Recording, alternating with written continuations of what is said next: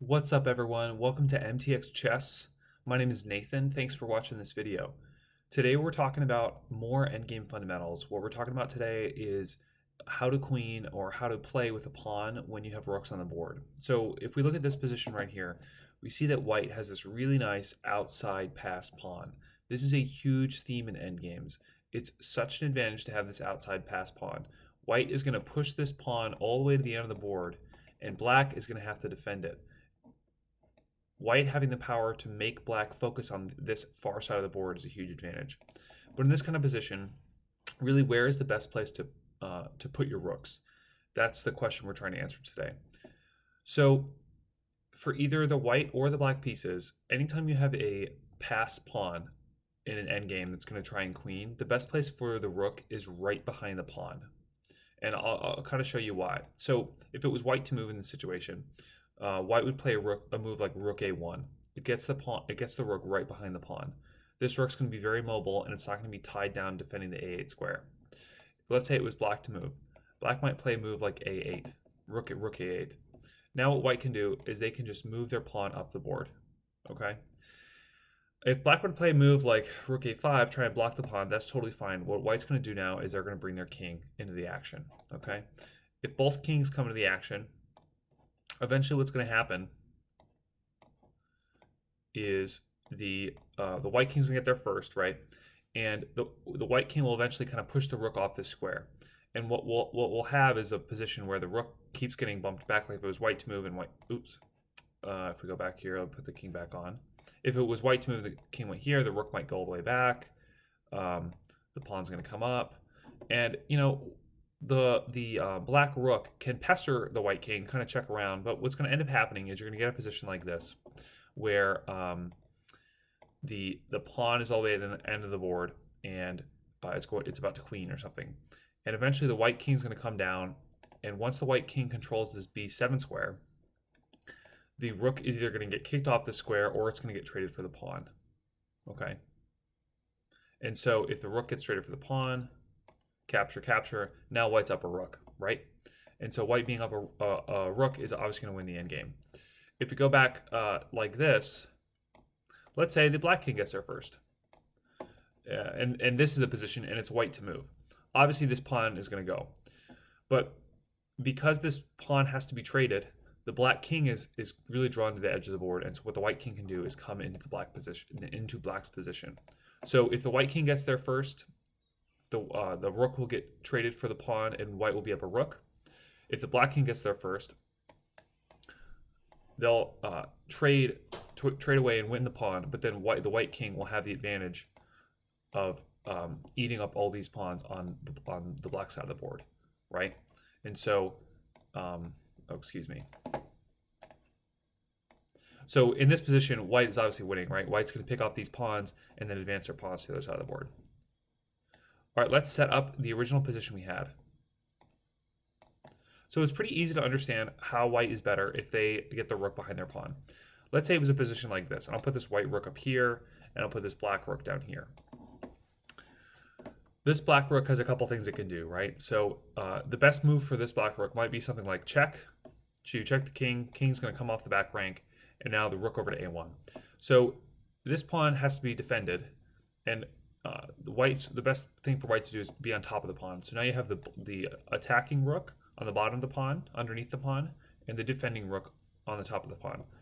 This black rook has got lots of space. It's going to be able to go all over this this A file. It's also going to be able to come off of the A file if it needs to, because like if this rook comes off the A file to here, this pawn gets pushed, it can always just come back to the A file, right? So this black rook is super mobile. This white rook is really stuck defending this pawn. All right, and what we're going to talk about here is just a really core concept. White wants to queen this pawn, and if you're white in this position, how do you go about queening this pawn? You get your rook on the queening square, right? The king's gonna come off the queening square, and now you push the pawn, right? Now you may be tempted as white to push this pawn as far as you can, all the way to A7, thinking that, oh, I've only got one more square to queen. This is actually not the best move to play. The best thing to do is to leave the pawn with 2 squares away from the queening square. So A7 and then A8 would be queening square. And in this position, to start bringing your king into the game. So black might move their rook here, and what we're going to do is we're going to bring the king into the game, right? And eventually the king's going to get to all the way over to this pawn, okay? And what happens in this position is, let's say, and obviously these pawns are hanging for white, right? But if the black rook takes time attacking one of these pawns, we're going to remaneuver our rook to defend against any checks, and then go ahead and queen the pawn. So so basically, in this kinds of position right here, the reason why we left the a6 pawn on a6 and didn't push it to a7 was so that if black wanted to check our king like this, our king would have a little escape square. Now the black king cannot be checked. If this rook comes back, now we can put a rook on this b file. This rook can eventually come up, and now we'll be able to block check like this and march the pawn down the board. Okay, that's kind of the basic maneuver. If we had made the mistake of pushing our pawn all the way to a7, and it's like this, and it's black to move, they would just be able to perpetually check our king back and forth, and we would never be able to make any progress. Okay? And actually, in chess, there's a famous position, and if I take all the pieces off the board and just set this famous position up, the famous position, it's something like, oh, here it is. The ultimate kind of like chess rook endgame position is a position like this, where after the king gets checked, he comes here, check, and now we understand that the rook blocks. We need to have the rook blocking check, or the king being able to get behind the pawn to block check from the rook. If we're in a position like this, our king will just get perpetually checked, and this is not a position we can make any progress from. However, if the pawn's up here, check, right? The king come over, and what we're eventually going to do is bring the rook up and over.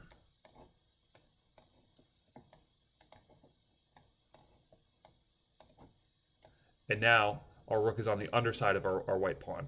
Do we understand that? And so now the white pawn can march forward to victory there. All right, one more thing, and then I think this kind of covers a lot of the important things. Just got to remember, you want to have your rook on the underside of your pawn. If you get into a position like this and you're black, I'll move this king up. Let me set some pawns on the board. This is pretty similar to the position we had set up earlier. Now white has made the mistake of pushing the pawn all the way to a7. They haven't gotten their king involved. Let's say it's this kind of position. Black can sometimes make the mistake of getting their king involved over the top, right? If the black king comes to f6 and the king wants to come to this pawn and the king comes to e6, this is a blunder, right? Because what white's going to do now is they're going to bring their king to e8. They're going to be checking the black king. I'll just show it. Check. Black's forced to move their king, and now we queen the pawn, right? So black cannot move their king to a square that is that is off the seventh rank, right? If they're here, it's fine because check, the king just takes the rook. But if they're more than a square away from the 8th rank, check, and the pawn will queen. The other key important thing to know if you're playing black in this position is this f7 pawn really has to stay on this square. If black makes the mistake of pushing this f7 pawn either to f5 or to f6, when the black king starts coming over, white's going to have some tricks up their sleeves. In a position like this, the white rook can come all the way out here. You may think like, oh, well, this pawn is hanging, I'll just take this pawn. But then white has some tricky things like this, check right here, right? And this white rook is skewering the king and rook, so the king's going to have to move, and now black hangs a rook. So the best thing to do if you're black in this position, right? And remember, if you're black in this position, this is basically a one position, right? Because if the white king comes all the way over, you're going to just perpetually check. It's going to be very drawish. So what you want to do is you want to keep your king on the 7th rank. You don't want to move him off the 7th rank unless he's going to be on the FG or H file where the pawns are blocking check from the 8th rank from the rook. You got to keep this F7 pawn on this 7th on your 2nd rank if you're black, right? Because if you move up, you're liable to get skewered if the rook comes to this square. Okay. And then what I would do if I were black, I would just stay on these squares and I would put pressure on the king side here and try and play for just basically try and play for equality on the king side, and let white figure out that they got to bring their king over, and then you can just check them to death and get the draw if you're black. So yeah, Rook Pawn Endgame, some of the most complicated endgames in chess. It's very important to understand the basic fundamentals. And I hope you found this video helpful. Remember, get your rooks behind your pawns.